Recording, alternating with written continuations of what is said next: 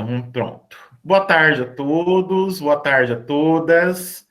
Estamos aqui, então, no dia de hoje para realizar a banca de defesa de mestrado da minha orientanda, Nathalie Sesterhan Mohamed, que vai defender o trabalho por ela mesma intitulado A Construção do Locus Horribilis nos Contos de H.P. Lovecraft.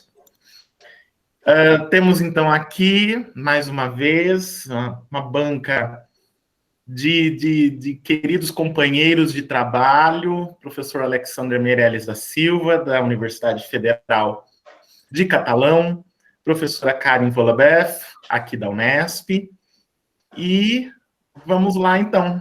Eu já começo passando a palavra para o nosso primeiro membro da banca, professor Alexander, com os meus agradecimentos prévios, tanto por ter aceitado este convite, pela leitura que fez, pelas contribuições e possíveis provocações que vai trazer para esta banca, o que a gente gosta muito, né? E agradeço mais uma vez, Alex, a participação. Alex já esteve na banca do Fred ontem, está aqui novamente. Em julho estará na banca do Sérgio, junto com a Karen de novo. Enfim, já somos uma equipe de trabalho, né? Que maravilha. Então, agradeço ao Alex, agradeço a Karen já de antemão pelo convite, pela parceria de sempre, pela leitura que trará da dissertação da Nathalie. E também fico feliz com a participação aqui, com a presença da audiência que veio aqui prestigiar esse momento na vida da Nathalie, né? Esse momento ritualístico que é uma defesa de mestrado, né? Então, sejam todos bem-vindos, fico muito feliz com a presença de vocês. E, bom, passo então a palavra ao professor Alexander. Obrigado, Cido. Eu começo mais uma vez dando boa tarde a todos e todas, obrigado pela presença. É bom ver esse companheirismo acompanhando a Nathalie nessa fase importante da vida dela. Também agradeço pelo convite para estar aqui. Mais uma vez também agradeço por poder estar em companhia dos colegas de trabalho que eu tanto admiro, por oportunidade de estar mais uma vez com a Karen, com você aqui, Cido. E, Nathalie, obrigado pelo convite, estava na sua qualificação em poder estar aqui novamente, tá bom? E aí, dona Nath, já falo desde já, relax, calma, tá, ó, gostei demais do seu trabalho, eu tenho muito menos encrencas aqui contigo do que tive com o do Fred ontem, porque justamente você faz o percurso que eu tinha sentido falta lá no do Fred, de apontar os caminhos, de ajudar quem vai vir, quem está vindo atrás de você, em poder entender o teu percurso de trabalho. Lembrando que o trabalho do Fred estava excelente, só senti falta mesmo dos pontos. Você estava presente lá, você viu as coisas que eu apontei, né?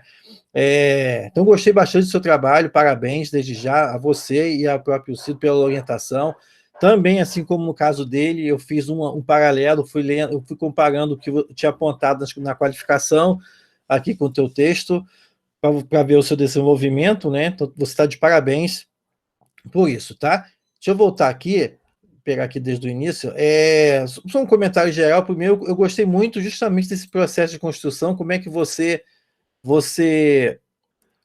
demonstra, você mostra e demonstra, né? Como é que é justamente essa construção do locus horribilis, isso é algo interessante que você não comenta especificamente, mas é muito interessante perceber como é que essa construção, ele fica como, ele prepara o leitor, a leitora também, ele antecede e prepara a chegada do monstro, né? Ele acaba ficando o ambiente apropriado para o surgimento da criatura, né? Quando estava até lembrando do Neil Carroll, eu tenho algumas reservas com algumas colocações do Carroll, no sentido de que acho que ele deposita muita força, muita importância para a figura do monstro, mas nesse caso aqui é interessante perceber como é que você demonstra isso, né? Você não cita exatamente isso que eu estou falando, mas principalmente na leitura do Herbert West, que é logo o primeiro conto que você faz a análise, isso surge. Né? Eu vou até depois te perguntar a questão do Herbert West. Tá? Então, seu comentário mais geral, eu gostei desse ponto. Tá? Deixa eu começar aqui, só com umas particularidades, Nathalie, só porque o seu trabalho fique ainda mais afinado, melhor ainda, principalmente porque a gente está tratando do Lovecraft. Aliás, parabéns pela escolha do tema, já tinha falado isso para você na qualificação. Acho que é um escritor que merece ter um reconhecimento acadêmico maior, e ele vem conquistando isso, né? Isso já vem de um processo, né? Só para citar aqui o caso de ex-orientandas do Cido, aí o caso da Natália Sorgon Scultus, fez um brilhante trabalho e continua nisso, ela trabalha com isso lá com a Diário Macabro. Então, é um escritor que eu espero que traga com ele outros escritores weird, assim, que tragam também, que alcancem o reconhecimento acadêmico, como é o caso do Robert E. Howard, que eu sinto falta de estar mais presente na academia, assim como também o Arthur Machen. Tomara que eu participei de uma banca até com a Shirley, lá da UERJ, mas o escritor que merece estar mais aqui, assim como também o Clark Ashton Smith, dentre outros, né? Então, parabéns pela sua escolha, tá? Então, justamente nesse aspecto também, eu queria até comentar com você isso, Nathalie. Na página 12, logo no início, a primeira frase da sua dissertação, tá? Você coloca assim, ó. O nome Howard Phillips Lovecraft é ainda hoje um nome famoso e muito citado, né? Nathalie, eu não sei porque, se foi quando eu li, me deu a impressão disso, mas esse ainda aí tá me dando a impressão de que ele sobreviveu da ideia assim de que, apesar das coisas todas, apesar do jeito que ele escreve, ele ainda é lembrado hoje. Eu tiraria esse ainda. Tá? Eu acho que é hoje, o que também já aponta, né? Já dá uma indicação de que é só hoje que ele está. Mas o Lovecraft, assim, na verdade, ele nunca sumiu. Desde que ele morreu lá, quando fundou-se a editora responsável por publicar a obra dele, ele nunca sumiu de cena. O que está tendo mais é visibilidade, inclusive agora sim na parte acadêmica. Então é o seguinte, do cenário da literatura, ele nunca sumiu de cena. O Robert Aickman, que é o nome agora que está surgindo, esse sim, esse está aparecendo, agora tá voltando do ostracismo, tá? Mas o caso aqui, eu tiraria esse ainda, tá? Porque dá a impressão que, apesar de tudo, ele ainda está famoso por aí na área e tal. E na verdade, não. Na verdade, a gente pode falar que o século XXI, eu já comentei até isso no artigo, a gente pode falar que a gente está vivendo o ápice do Lovecraft, principalmente pelas próprias configurações do século XXI. A gente está vivendo no que o Bauman já tinha falado em 98 do medo líquido. Então, essa questão do medo líquido, de uma imprecisão, essa incapacidade que a gente está vivendo hoje de localizar os medos, isso é Lovecraft puro. Então, o contexto pós 11 de setembro, onde você passou a não saber de onde que o inimigo está, onde ele é, se ele pode ser teu vizinho, ainda mais hoje, 2019, 2020, 2021, com o coronavírus, onde tu não sabe onde a morte te espera. Então, isso Lovecraft, isso ajuda a gente a entender essa valorização do id nos tempos atuais. Então, só para destacar esses elementos, eu tiraria isso daqui, tá? Você mais para frente, você repete isso. Eu acho que eu apontei aqui também, eu te falo depois, tá? Show. O nome Howard Phillips Lovecraft ainda hoje é muito famoso, muito citado pelo Tietchan e tal. Aqui também, você fala um pouquinho, Rhode Island revolucionou, ainda nesse iniciozinho, Nathalie, Rhode Island revolucionou gêneros do horror, ficção científica, fantasia, e foi o principal propagador do cosmicismo ou horror cósmico, tá? Sei que você vai trabalhar isso, mas você não especifica exatamente, tá, o que é cosmicismo, tá?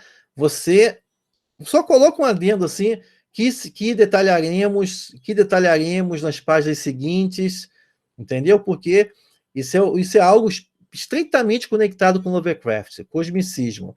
Isso até o Brian Stepford comenta disso, né? Pessoas falam muito do que como se fosse o Lovecraftiano ou o cosmicismo, tá? Mas tá beleza, é só umas questões mesmo para fazer pequenos ajustes. Aí, na página 12 ainda, aí, Nathalie, tu tá pensando nesse momento assim, porra, até agora só falou da página 12, e vai ser até o final, mas calma que daqui a pouco eu vou dar um pulo, Nathalie. Calma, que eu não fui fazendo página por página, não, relax, tá? Eu não fui nesses pontos, não. Aí, né, no segundo parágrafo, tá, você fala assim, ó, aqui uma sugestão para você e para o Cido. Você bota assim, ó, o que chamamos aqui de locus horribilis é a junção da espacialidade, ambientação e atmosfera em que todas cumprem determinadas funções no texto literário para criar um locus horribilis, que possa influenciar não apenas o personagem, mas também o leitor. E aí, Nathalie, a questão é, você comenta que o locus horribilis é a junção, espacialidade, ambientação e atmosfera. Mas aqui, enquanto nessa sua descrição o locus está bem claro, o que faz o locus horribilis? É esse ponto aqui é que eu acho que você podia ajustar um pouco essa descrição sua aqui, porque, por exemplo, toda história, então, que eu juntar espacialidade, ambientação, atmosfera, locus horribilis, entendeu? Eu posso ter isso numa história de fantasia ou de ficção científica. Então, uma sugestão aí para depois você discutir aí com o Cido, que eu coloquei aqui, ó. Depois eu vou passar isso aqui para o Cido. O que chamamos aqui de locus horribilis é a junção e manejo específico da espacialidade, ambientação e atmosfera no texto literário, visando a criação de um espaço horrífico que possa influenciar não apenas o personagem, mas também o leitor, tá?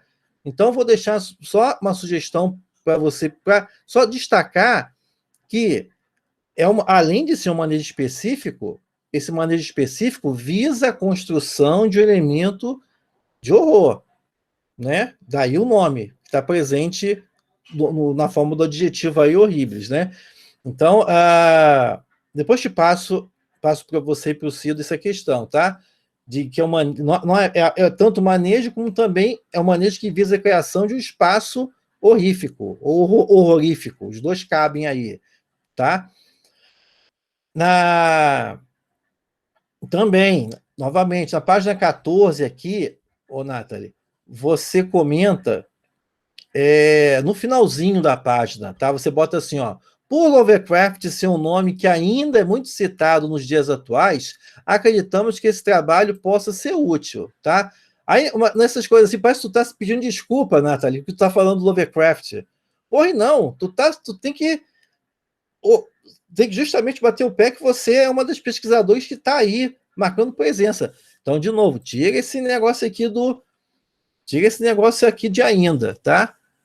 Lovecraft, aliás, de fato, como Lovecraft é um nome muito citado nos dias atuais, tá? Então não precisa, assim, dar um tom assim que você parece estar se pedindo desculpas, tu está falando do homem, tá?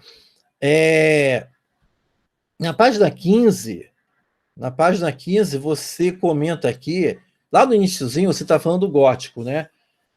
Aqui aqui é só mesmo uma coisa que eu li de novo, mas beleza, não tenho nada aqui para sugerir, não. É só para o comentário mesmo, que você fala que o gótico é um termo muito usado em muitas áreas.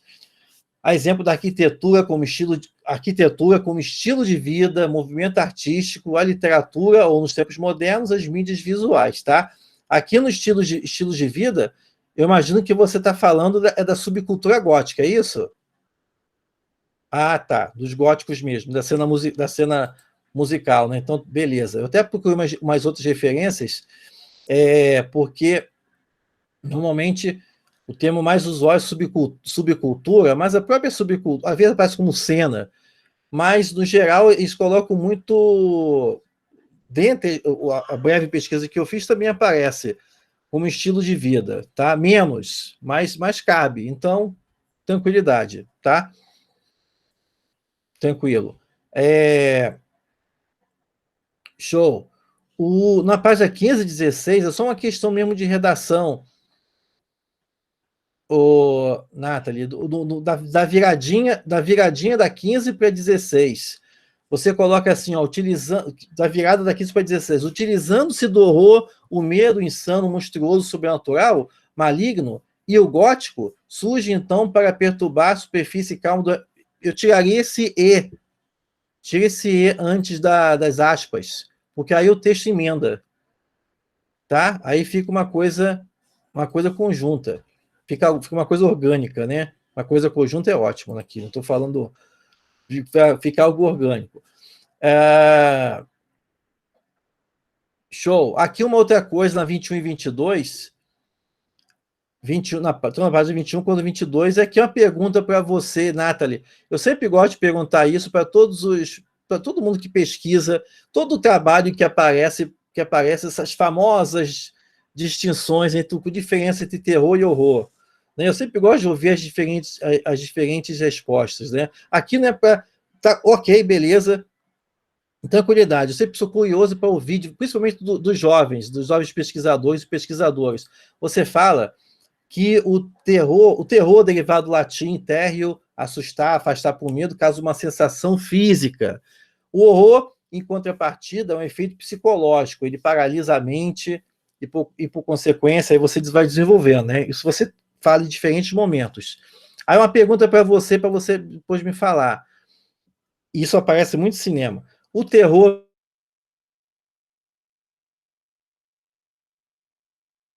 fala, tá? Só uma questão. Quer falar agora? Não, é que travou para mim, eu não consegui ouvir a pergunta, professora. Travou? Tá me ouvindo? Agora Isso, sim. Alex. Acho que travou para todo mundo. Eu também não consegui ouvir a pergunta. Se você puder repetir. Posso sim, né? Posso sim. Então, Nath, como eu falei, né? Eu sempre tenho curiosidade para ouvir de jovens pesquisadores e pesquisadores. Você coloca em 2 momentos a famosa diferença entre terror e horror. Você apresenta o ponto de vista. E aí a curiosidade mesmo, que eu sempre gosto de ouvir de quem pesquisa, principalmente os novos olhares. Para você, o terror antecede o horror? Então segura, calma, aguenta, para você... Ou quer responder agora? Não, então depois. Né? Porque isso aparece no cinema. Né? Inclusive, a gente, por vezes, aparece os termos como pós-horror, não sei o que o povo fica inventando umas coisas dessa, quando na verdade o que estão chamando lá de pós-horror é terror. Coisa que a Shirley Jackson já fazia lá nos anos 50. Mas beleza. Então segura. Só para você, do jeito que você apresenta. Tá? Uma perguntinha para você. Na 28, Nathalie,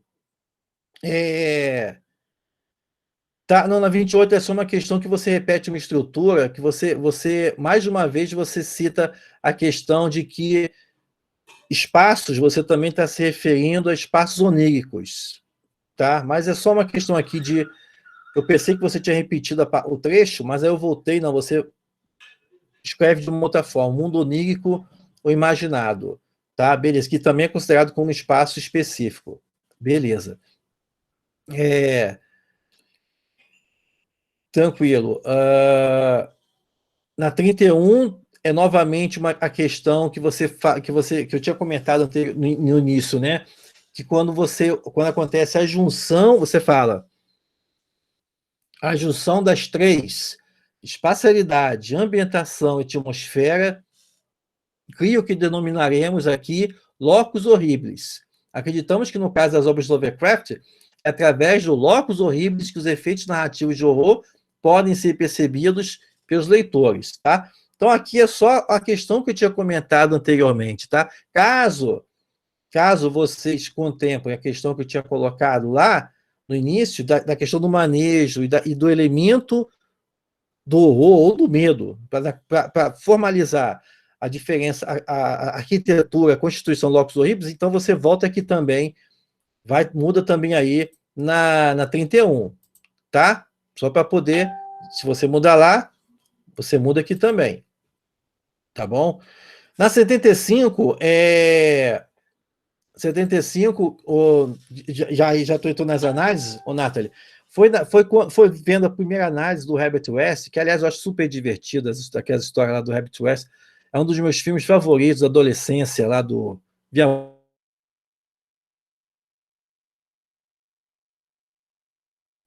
Esqueci o nome do Stuart Gordon, se não me engano, o diretor. Foi aí que a gente percebe, né, quando você vai descrevendo esse elemento como que isso você cita no texto, porque no primeiro momento o Herbert West vai se passando em diferentes lugares, né? Então como é que vai se dando esse processo da constituição locus horribilis? E aí chama a atenção o fato de que, à medida que ele vai se aproximando do objeto da formalização da pesquisa dele, né, da execução da pesquisa dos bichos lá ganha-vida, dos cadáveres, e também esse locus vai se intensificando. Né? Aí eu escrevi até uma questão aqui, não é uma pergunta específica, é mais uma reflexão, que nesse caso o corpo também é um locus horribilis, nesse aspecto da constituição do monstruoso. Né? Acho isso um ponto interessante, que, de novo, você não cita, você não precisava citar, tá? Mas é só uma questão que me veio na minha cabeça. É muito interessante isso, porque você fala sobre isso. O Herbert West, dos três que você pegou, é o que menos, vamos dizer assim, é o que menos fica evidente. Que tanto a cor que caiu do céu, é claro, né? É um espaço de isolamento, assim como também o chamado de Cthulhu, tem vários elementos desses, tanto no pântano quanto na ilha e tal. Mas aqui no Herbert West ele vai alterando. Você até destaca quando na parte do conto, no conto, na sequência dos contos em que ele está atuando na Primeira Guerra, você destaca que os elementos laboratoriais lá ajudam a constituir esse elemento, né? Mas o próprio horror, né? Que aí, vamos lembrar, a Primeira Guerra Mundial é muito marcado por isso. É uma destruição tanto física quanto mental, né? De corpos destroçados. Então, isso ajuda muito. Como é que o corpo aqui também é um espaço, né? Um locus horribilis. Interessante isso. Foi uma leitura que surgiu aqui nas minhas considerações, né? Você não fica até, de repente, uma coisa para o eventual doutorado, né? Para você pensar, né? Show. Você comenta, já na 78, Nathalie, já entrando na cor, você bota assim, ó, diferente do 78, diferente de Herbert West, Reanimator, o espaço que temos em A Cor que Caiu, em A Cor que Veio do Espaço, é um local de isolamento, logo psicológico. Tá? Aqui, nessa frase específica, Nathalie, não ficou muito claro. Tá? Porque eu acho que você emenda. Você não tinha falado antes disso. Como assim? Isolamento é psicológico? Não, porque não está. Eu ia pedir para você uma outra pergunta, isso é outra pergunta para você, se você pode explicar depois, tá? Isso, e depois colocar no texto. Quando você entra no texto, fica claro, né? Porque você explica que o isolamento, ele primeiro começa no externo, depois ele vai para dentro dos personagens, as pessoas se isolam, e aí começa a afetar a mente deles, tá? Show! Mas aqui você já joga assim de cara duas ideias que isolamento psicológico.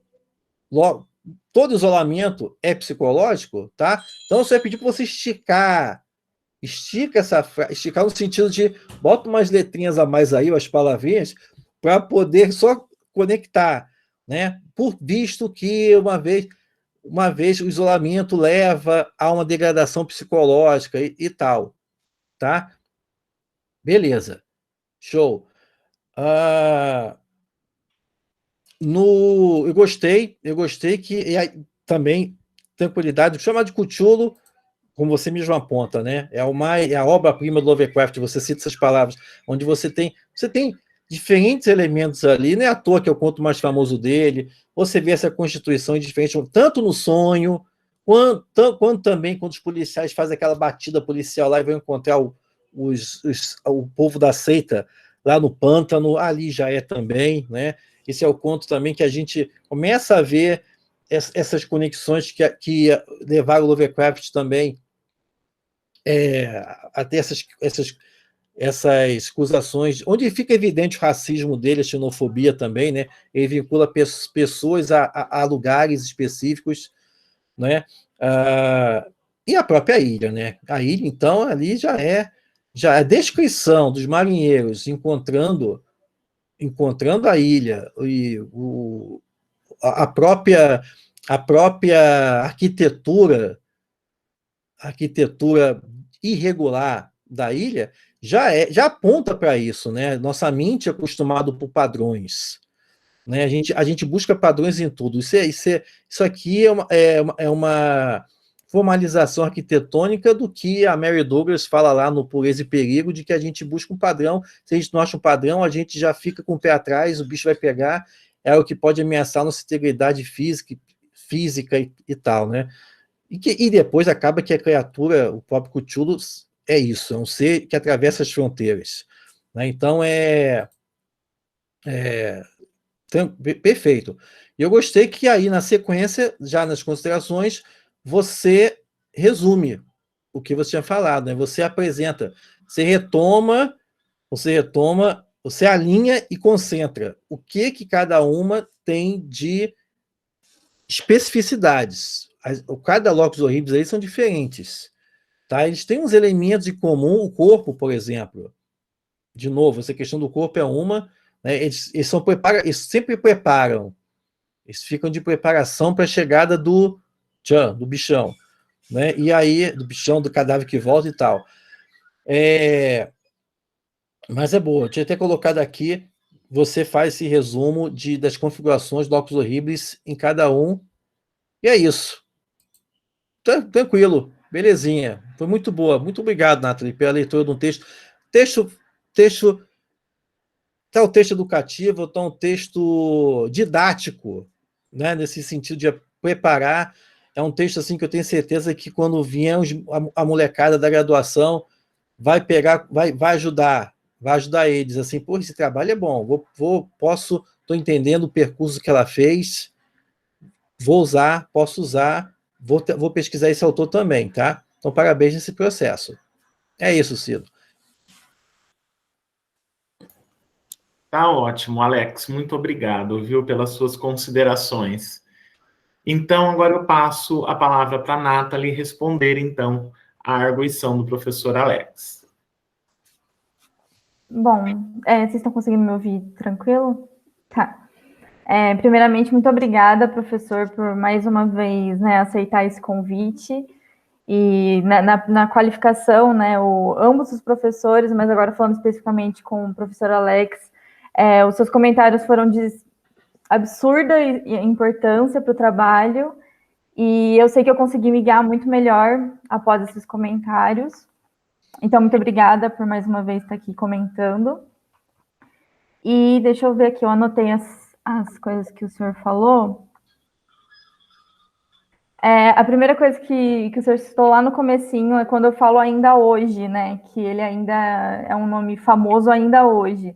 Eu acredito que eu acabei me expressando mal. Eu queria dizer que nos tempos atuais, nos tempos modernos, ele ainda é um nome que é muito falado. Então, acredito que eu me expressei mal mesmo ali naquela frase e naquela outra também que o senhor pontuou. Mais porque, Nathalie, é o seguinte, para a gente que está aqui, o Cido também é dessas coisas fantásticas, beleza, mas academicamente, o Lovecraft ainda está entrando, entendeu? Então, assim, de fora, o pessoal fala, pô, mas vai estudar Lovecraft, pô, escritor de ficção pulp na academia. Então, para a gente que está dentro do cenário, a gente já sabe, pô, mas isso daí acaba dando parece que tu está falando para o povo de fora, e que se dane o povo de fora, vamos falar para a gente, então, entendeu? Então, é por isso que eu falei negócio do ainda. Certo. Deixa eu ver aqui as próximas questões. A questão que o senhor falou do cosmicismo horror cósmico, eu concordo com tudo que o senhor pontuou, né? Fazendo um resumo, assim. Deixa eu ver aqui. Nesse aí você tem uma boa... Olha lá o verbete do Brian Stepford, acho que é no... Ai, meu Deus. É no Icons of Supernatural. Depois eu mando o Cido já tem aí que o Cido pirateou a minha pirataria. Então ele já tem esse livro aí, o Icons of Supernatural, não sei das contas. Então ele tem lá, é um que o Stepford ele vai e pega todos os monstros, a múmia e pega uns temas, aí pega lá o tema do horror cósmico, lá tem. Lá você bota uma citaçãozinha de rodapé, fica lindo. Tá bom. A questão que o senhor colocou, né, sobre a diferença entre o terror e o horror, e se o terror antecede o horror. Assim, na minha concepção, pelo que eu consegui entender e pelo que eu já vi em outras literaturas, com base também no Fred Bott e em outros pesquisadores, na minha concepção é o oposto, né? Assim, o terror ele vem antes, é como uma preparação, talvez, não sei, mas não sempre eu acredito também, eu acredito que podem ter exceções em que eles apareçam como uma forma única, talvez, eu não conheço todos os textos, né, de horror, então talvez possa existir, mas para mim o horror ele é quase como uma preparação de uma cena, por exemplo. Tem até uma parte na dissertação, agora eu não vou me lembrar a página, mas depois eu posso dar uma olhada, em que eu dou um exemplo como um assassino preparando antes de assassinar. Então, nessa cena, para mim, é uma preparação. O terror, ele está presente ali, quando a gente vê o assassino se preparando. Eu até coloquei também o exemplo do filme Jurassic Park, que eu acredito que o pessoal aqui talvez conheça mais, assim. Quando a gente descobre que as gaiolas dos dinossauros deu pau e não está mais funcionando, que teve um curto-circuito. Ali no momento é como se fosse uma preparação para o que está por vir, que é realmente os dinossauros escapando e dilacerando tudo que vê pela frente. Que é o... Sim, para mim, no ato dele dilacerar as pessoas, dele correr atrás das pessoas, é o horror ali. E o terror é o que vem antes, é quando a gente descobre que parou de funcionar as celas, o dinossauro está preparando para escapar, está quebrando tudo. Sim, não, eu sempre lembro porque por exemplo, no Dança Macabra, lá o Stephen King ele sempre gosta de falar disso, né? Sempre, eu tento escrever terror, que é o elevado e tal, mas aí ele fala que dá muito trabalho, porque, vamos convir, né? Dá trabalho para você fazer o povo suar, transpirar com palavra, né? Então ele fala, quando ele não consegue, ele vai apela logo pro horror mesmo, pro gore, e vamos que vamos, né? Então são essas questões das nuances. Mas beleza, Nathalie. Quando o senhor falou do corpo, né, também ser um locus horribilis, eu acabei mesmo, não coloquei essas questões, eu acredito que eu não consegui abrir o espaço para isso, mas eu concordo, sim, principalmente no do Herbert West, né, onde a gente vê isso muito claramente, e eu concordo com o senhor. Eu acredito que também daria para trazer, talvez, o senhor tinha falado no doutorado, mas eu acredito também, talvez, em algum tipo de artigo, alguma questão assim, algum outro tipo de texto. Ô, Nata, uma curiosidade, você que é leitora, tu acha que o Lovecraft não gostava dessas série aí, o Herbert West, porque não tá alinhado com as criaturas doidas dele? Ou é porque foi um texto mais comercial? O que tu acha? Então, eu acho que pode ser um pouco dos dois, né, professor? Eu acredito que ele não gostava muito, pelo que eu li, principalmente do Josh, né, que faz toda a bibliografia do Lovecraft. Pelo menos o que ele dizia nas cartas era que ele se sentia um tanto quanto podado, né? Ele se sentia realmente fazendo um texto para comercializar, para tentar ganhar dinheiro, então não era algo que ele estava ali totalmente inspirado, apaixonado pelo que ele estava fazendo.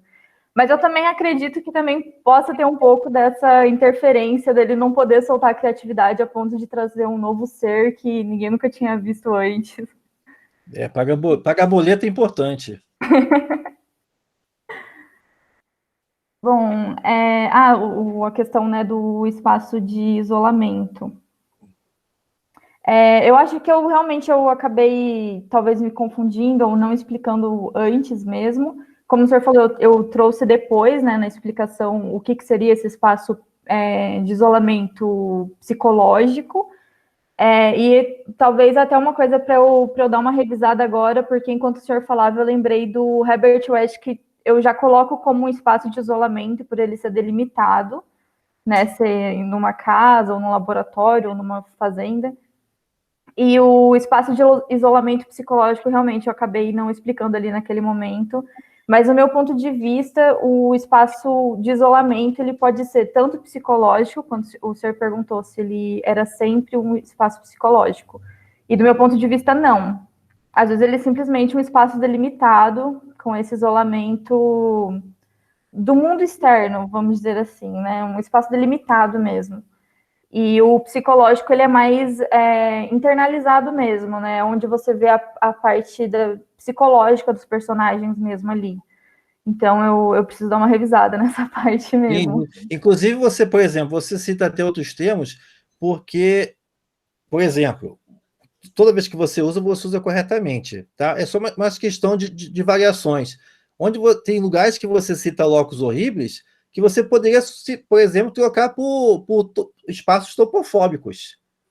Entendeu? Você já tem isso. Você já está com Borges, já está com Osíris lá, o Osíris Borges Filho, você já está citando o Tuan, entendeu? Mas, de novo, você não usou errado. É só por uma questão de só para salpicar o texto, né? Eu não sei, falta alguma pergunta, professor? Ou eu respondi tudo? Acho que sim, estou tranquilo. Beleza, Tá muito bom. obrigado. Muito obrigado. Obrigada a você, professor.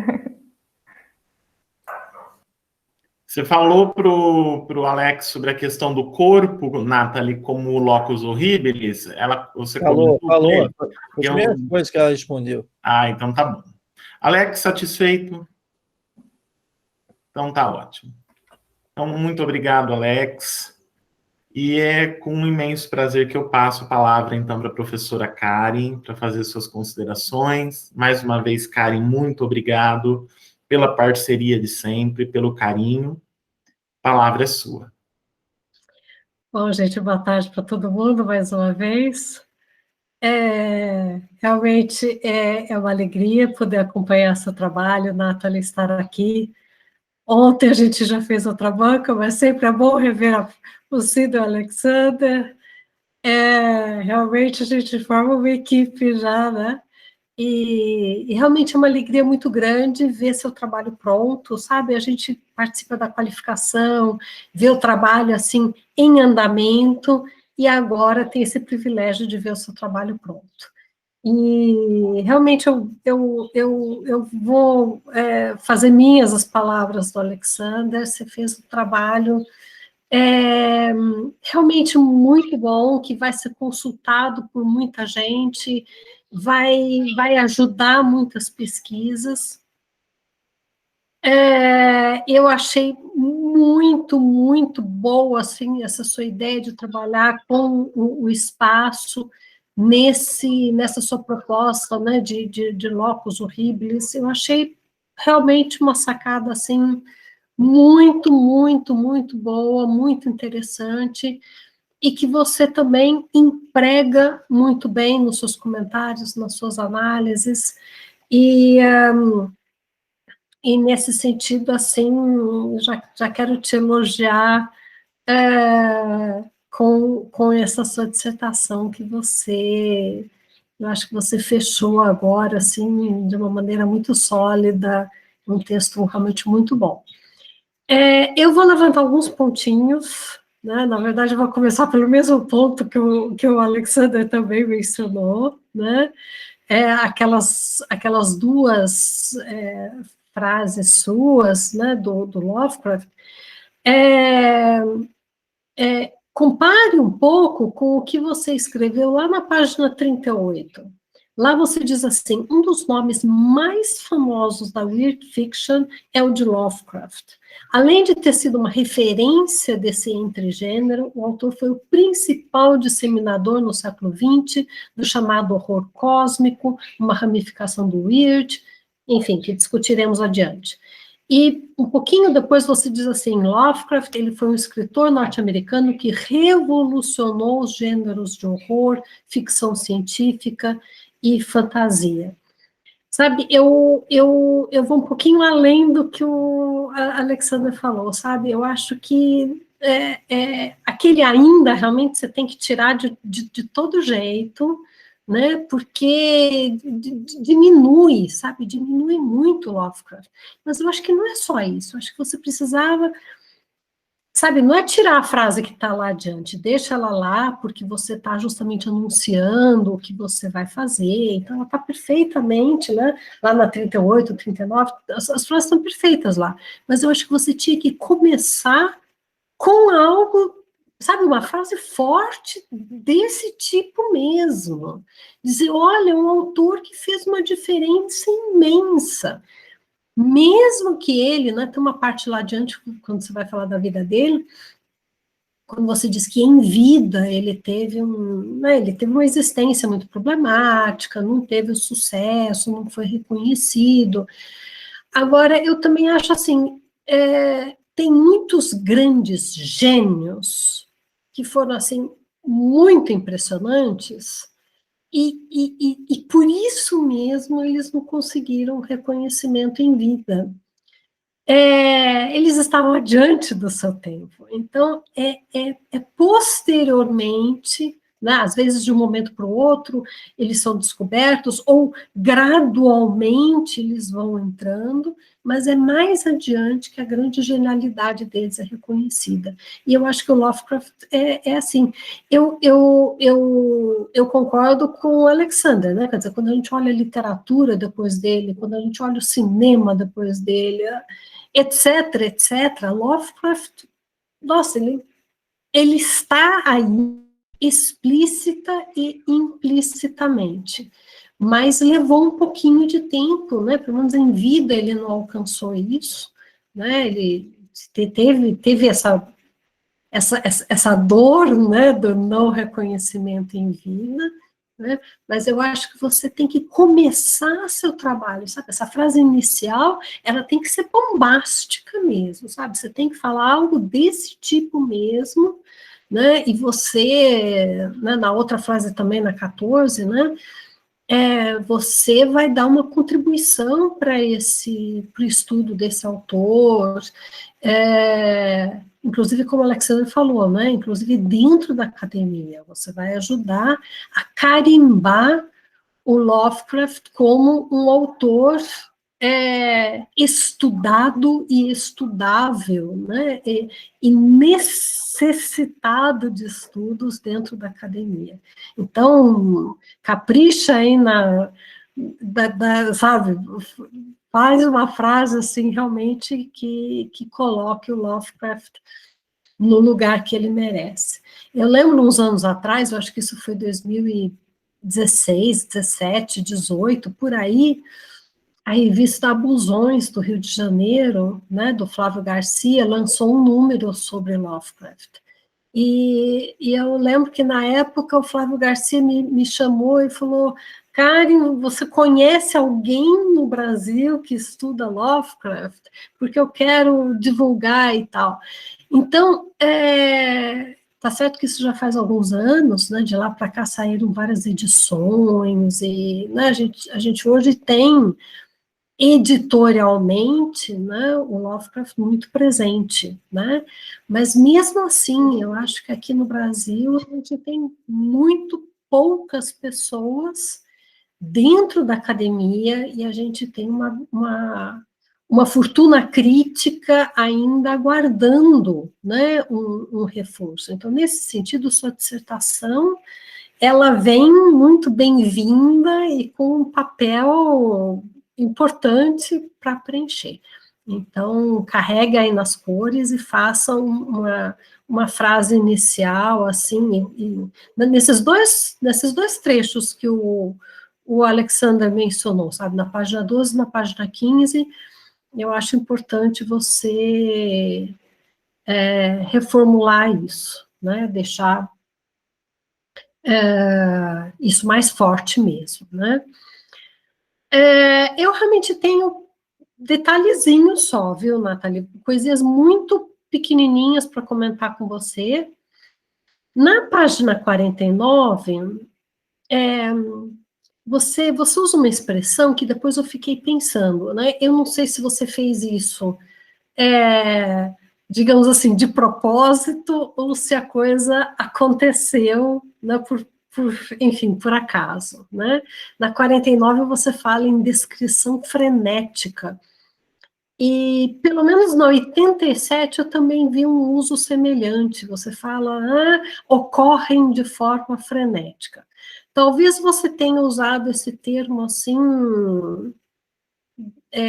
aleatoriamente, mas acontece que o frenético é considerado uma vertente, né, dentro, eu acho que isso não é uma coisa assim muito geral, mas dentro da literatura, dentro da crítica francesa, o frenético é um termo teórico, né, justamente para se referir ao gótico, mas talvez mais especificamente ao gótico quando ele chegou na França, né? O gótico recebido, né, pelos franceses, principalmente o Charles Nodier, e esse termo frenético é justamente porque são textos que usam esses elementos do gótico de uma maneira muito acelerada, muito carregada, né, um acúmulo bastante forte, né, e então, eu não sei, mas mesmo que você tenha usado sem pensar isso, eu acho que valeria uma frasezinha, sabe, uma notinha de rodapé, só para mencionar isso. Se você quiser, posso até te mandar aí uma sugestão de redação para isso, né? Mas eu acho que seria legal porque, para quem for ler o seu trabalho, é uma dica a mais de leitura e né, e é uma dica também, porque a gente tem alguma coisa bibliográfica, a gente tem textos aqui no Brasil de pessoas que trabalharam ou trabalham ainda, né, com o frenético. Acho que para o leitor, para os estudantes, para os pesquisadores, né, eu acho que sempre é bom ter dicas que possam levá-los adiante. Uma coisa que eu não sei, eu fiquei me perguntando um pouco, e a não ser que eu tenha deixado passar, mas eu não vi uma explicação da sua parte, né? Eu sei que existem as duas formas, né? Monolito e monólito. E você escolheu monólito. E eu achei curioso, né? Quer dizer, se você quiser comentar por que você escolheu essa forma, eu achei curioso. Eu não sei, deve ser uma esquisitice minha, mas eu fico imaginando que monólito, pelo menos para mim, pessoalmente, parece uma coisa mais, não sei, arquitetônica, talvez, sabe? Alguma coisa de um monumento, e monolito como uma coisa talvez mais rústica, bárbara, insólita, não sei. Mas pode ser simplesmente uma esquisitice minha, né? Enfim, eu sei que as duas formas existem, mas me chamou a atenção, então eu não resisti à tentação de te perguntar isso. E uma coisa que me chamou a atenção no seu trabalho, que eu achei também muito interessante, acho que na qualificação eu também elogiei esse aspecto, né? Você dedica algumas páginas, né? Você dá um certo tempo aí para a discussão do medo, que eu acho que é outro tópico, assim, que já vem sendo estudado há um tempo, né? O próprio Cido também tem publicações sobre isso, mas realmente é bom, né? Eu achei muito interessante você ter explorado isso na sua dissertação, é outra contribuição que ela vai trazer. O que eu fiquei, assim, querendo né, comentar com você, é que quando você trata do medo, você inclusive usa o Lovecraft, você você tem o seu aparato teórico te apoiando, e você fala em leitor, né, o efeito sobre o leitor, o impacto sobre o leitor, né, a resposta emocional desse leitor como um fator importante, né. Eu não vi no seu texto, digamos assim, uma especificação de que leitor você tem em mente, né? Se é um leitor implícito, se é o leitor de fora da literatura, eu acho que seria interessante você, em algum ponto do seu texto, dar essa dica para o seu leitor, mesmo que o Lovecraft não tenha entrado nesse detalhe, né? Ele está escrevendo lá atrás, quer dizer, nesse meio tempo a gente tem um aparato da teoria literária que se preocupou com isso, que chamou a atenção para essa distinção entre um leitor implícito, né, um leitor pressuposto dentro do texto, e o leitor da realidade, aquele que realmente pega aquele livro na mão, senta, lê e tem uma reação, né? Minha sugestão é que você realmente coloque como leitor implícito, porque o leitor da realidade, ele varia muito, né? Uma coisa que pode me causar medo, pode não causar medo para você. Ou, se causa medo para mim e causa medo para você, o meu pode ser mais intenso, o seu pode ser mais brando, quer dizer, dependendo do que você conhece, do que você está acostumado, quer dizer, tem um monte de coisas que fazem a nossa história e, portanto, também nos fazem e acabam entrando, né, participando nesse tipo de reação, né? Mas eu queria sugerir que você deixasse isso, então, mais claro, né?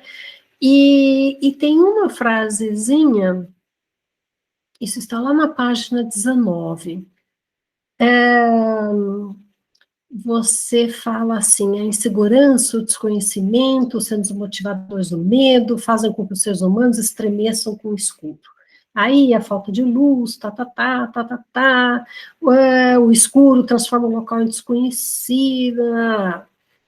Aí você cita o Bauman, e aí você diz assim: é por isso que o gótico se utiliza do escuro.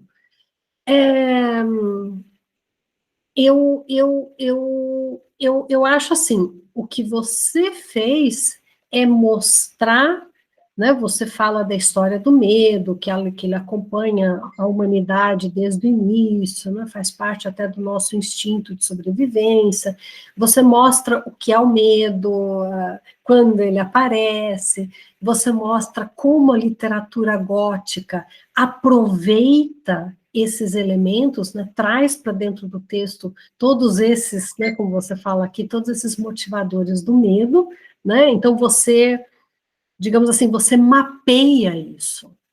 Agora, por que o gótico consegue satisfazer o leitor, né, porque o gótico, ele aproveita o medo, ele provoca o medo, porque é uma coisa que vai estimular o leitor, né? O escritor gótico, ele está falando para um certo leitor, ele não está escrevendo para ninguém ler, ele está escrevendo para ser lido.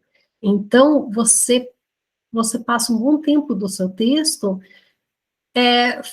falando enfim, das ameaças, dos perigos, daquilo que inquieta o ser humano, daquilo que tira o conforto do ser humano, né, e provoca o medo.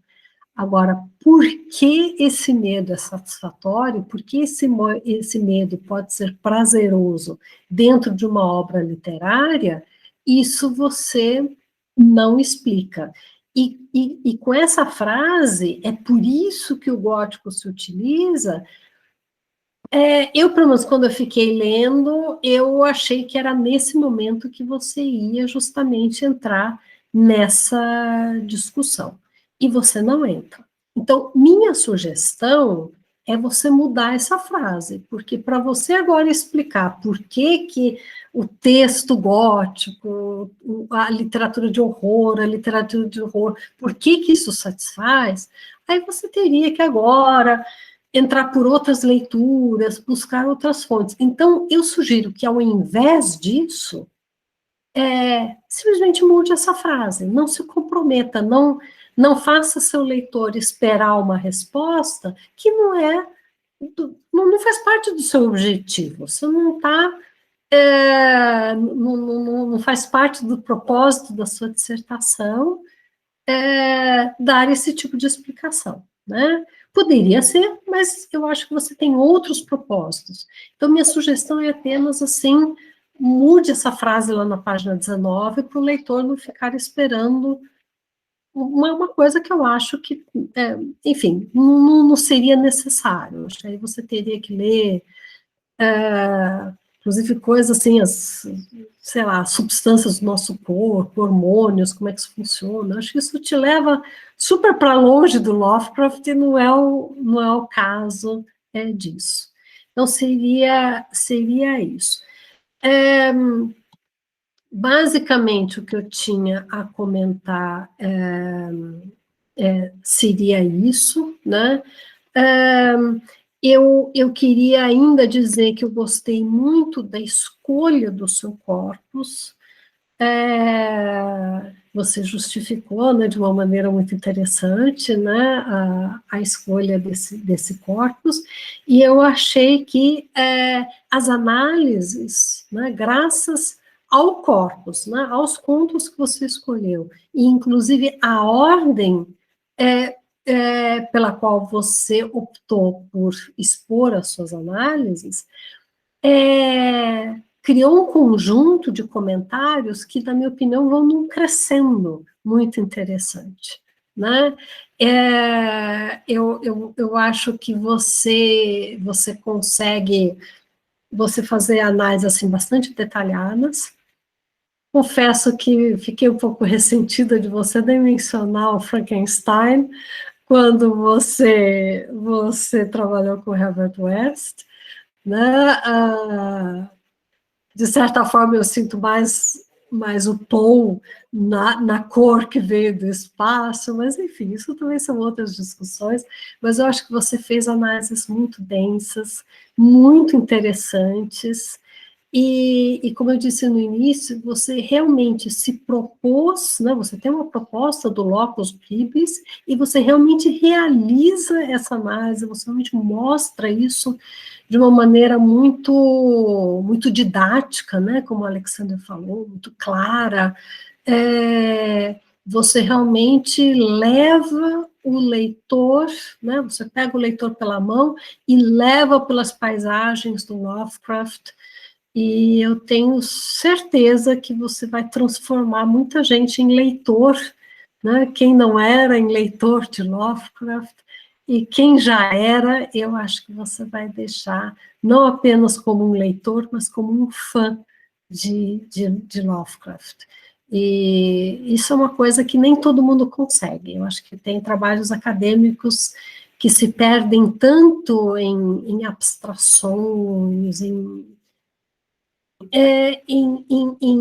tópicos que afastam da leitura, da penetração, da vivência da obra literária. E o seu texto faz exatamente isso. Você abre as páginas do Lovecraft para o seu leitor.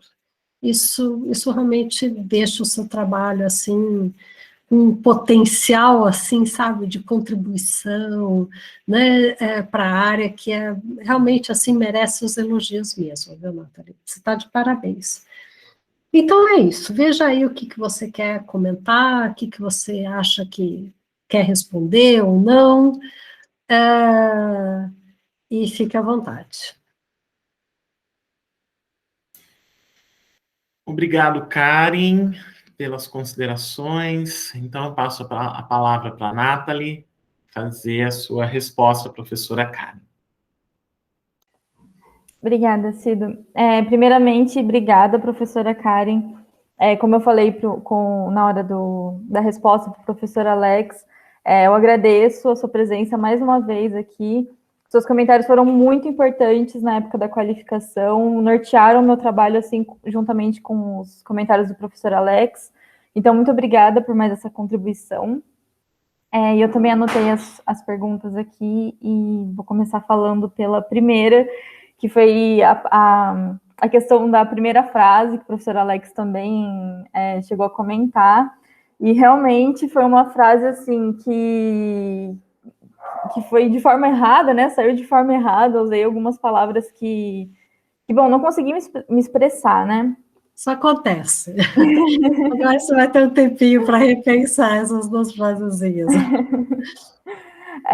Eu com certeza vou mudar, olhando agora, né, com esse novo olhar que os professores abriram para mim, realmente ficou uma frase bem estranha, assim, né, para um trabalho que fala do autor. Então, muito obrigada aos dois. O próximo apontamento que eu marquei aqui foi lá na página 49 e na 87, quando eu uso frenética.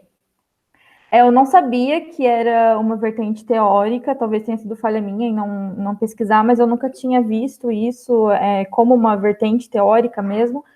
Então, eu peço desculpa, porque eu não sabia mesmo. E quando eu usei o termo frenética, eu queria... Eu acho que eu não consigo nem explicar sem usar o termo frenética, mas eu vejo principalmente nas partes que eu coloquei, eu vejo que o Lovecraft ele criou um sequenciamento de descrições, né, enfim, do espaço ali, das cenas que ele estava descrevendo, e de uma forma muito intensa, muito frenética mesmo, assim, uma seguida da outra, sem espaço para o leitor conseguir absorver aquilo que está acontecendo. É uma seguida da outra, as coisas vão mudando, vão aparecendo, vão acontecendo. E eu quis usar esse termo para tentar explicar essas questões, né, que o Lovecraft traz. Mas eu agradeço se a senhora puder passar a referência do texto que a senhora chegou a comentar.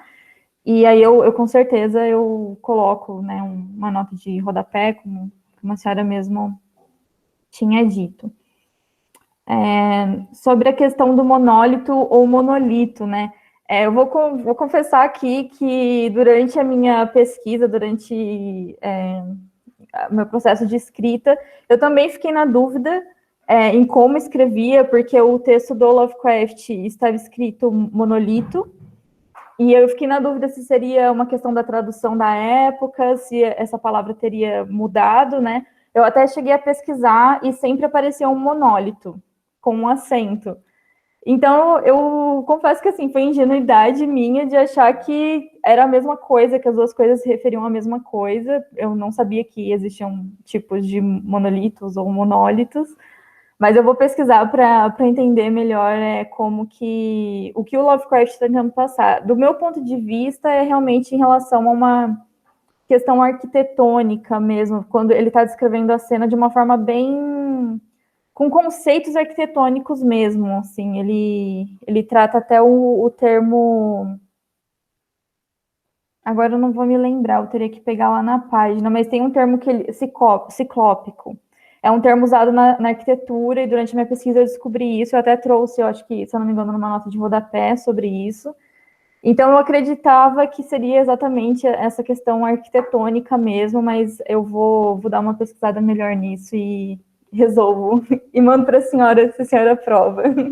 Não, eu também não fui pesquisar, eu só sei que existem as duas formas e achei, enfim, é só uma coisa que me chamou a atenção, né, que você sistematicamente usa, né, mas foi mais uma curiosidade minha mesmo. Deixa eu ver aqui. A questão do Frankenstein. Eu poderia ter colocado, sim, professora e Karen, mas eu pensei muito em relação a isso. Eu até citei o Frankenstein quando eu estava falando da ficção científica. Isso, você menciona mais no início do trabalho, lá pelas primeiras 30 páginas, por aí você menciona.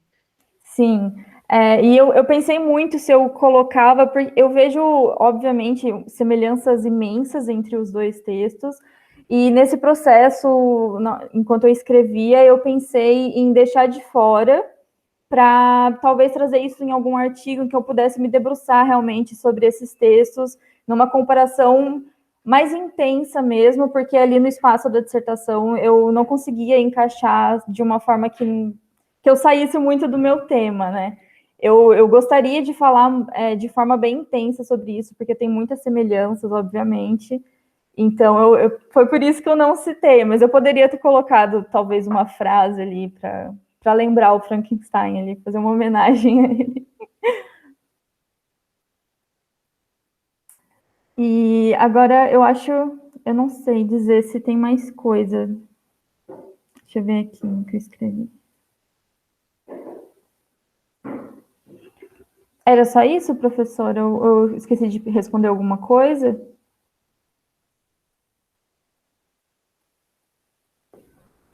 Olha, acho que seria isso mesmo. Eu estou satisfeita, de minha parte, está ótimo e respondido. Então tá bom, muito obrigada, professora. Eu é que agradeço. Nathalie, se você tem, o Cido tem a versão da Mary Mulvey Roberts, do Handbook to Gothic Literature, lá tem o verbete do frenético, que aí dá para cobrir o que a Karen comentou, né? Como a forma de verbete, dá para cobrir lá essa menção. A Ana Luísa Camarani também tem alguma coisa publicada, acho que até na Itinerários ou algo assim, mas o verbete talvez seja mais fácil, mais rápido, né, uma consulta mais eficiente, mais prática.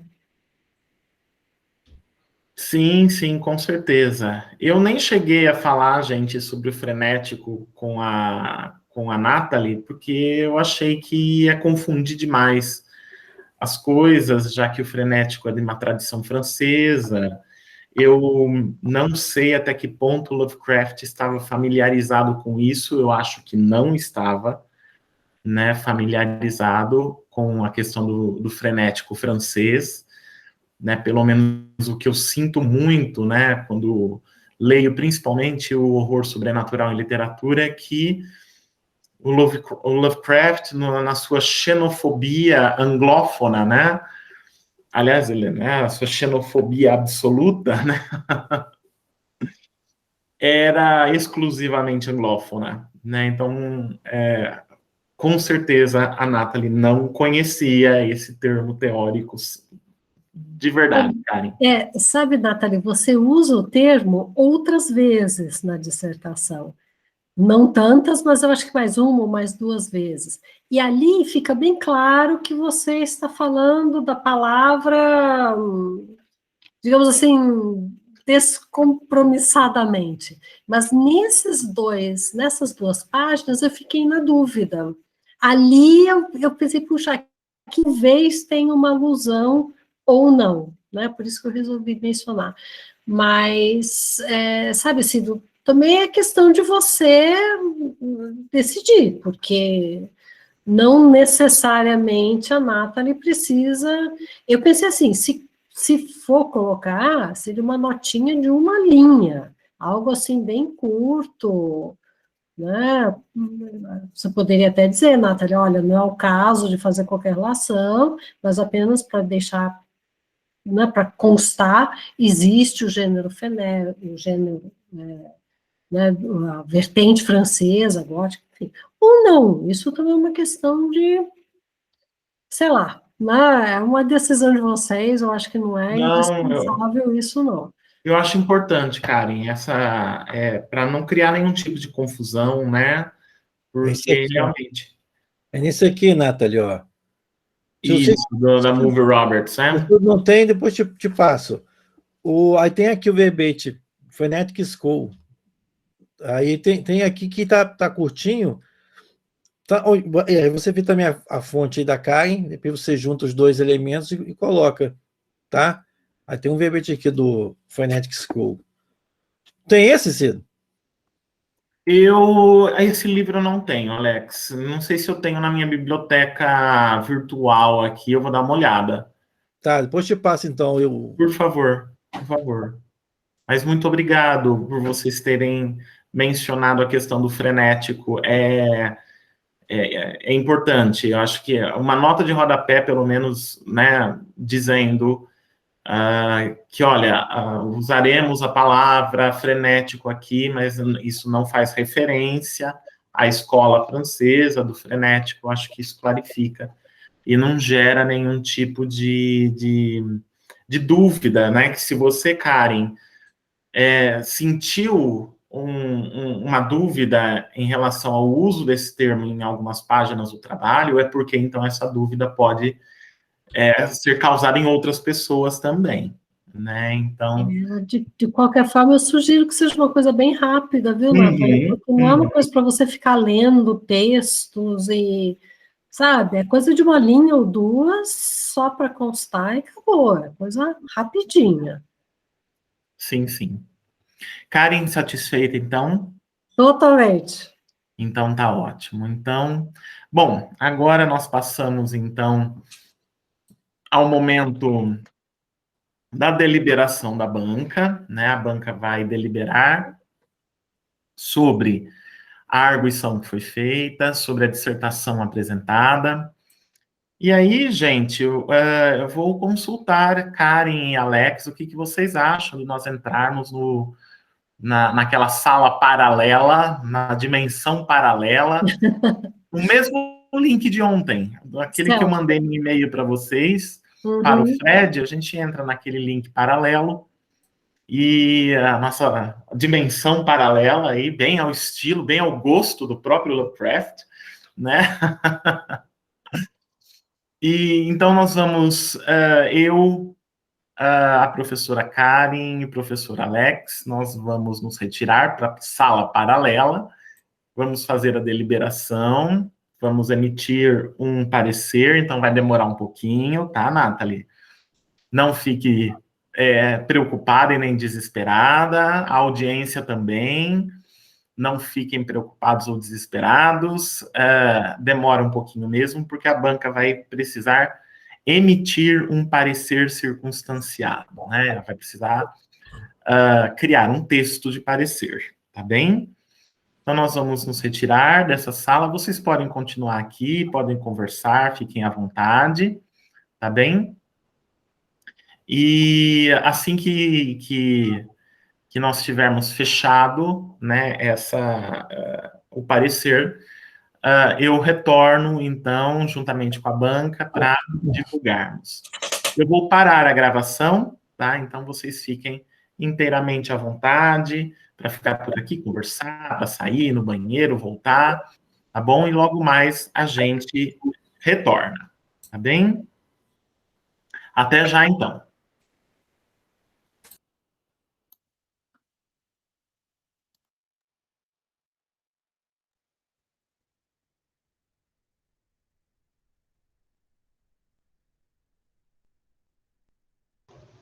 E aí? Oi. Como é que tá? Eu não sei, ainda tá parecendo que tá gravando aqui pra mim. É verdade. E eu de palhaço. Calma aí, eu vou mandar mensagem pro Cido. Tá.